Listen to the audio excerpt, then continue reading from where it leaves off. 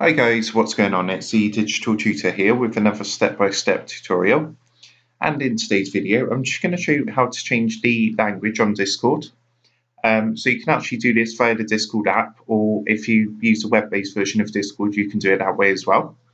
And if you find this video helpful today, please leave a like and drop a comment below.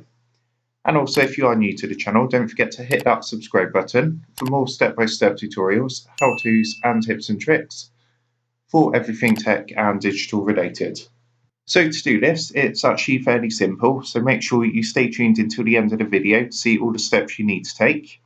As I say, you can do this on the app, or if you use a web-based version of Discord, you can do it that way as well. The process is exactly the same, but in today's example, I'll be showing you how to do this on the app. So what we're going to do is just come down and open up the Discord app to start with. Or if you do use a web-based version, then make sure to open up a new browser and go to the Discord website. And what you need to do once you've logged into your Discord account is come down to the user settings, which is this little gear icon down here in the bottom left-hand corner. And then just go ahead and give that a click. And then all you need to do is scroll down slightly, and in the menu on the left-hand side, you'll see there's actually a section here called App Settings. And if you scroll down and look in that section, you'll see a tab called Language.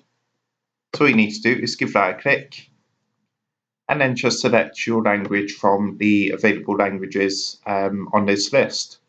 So in this example, you can see at the moment I'm currently set to English, UK, and I'm going to go and change this to German.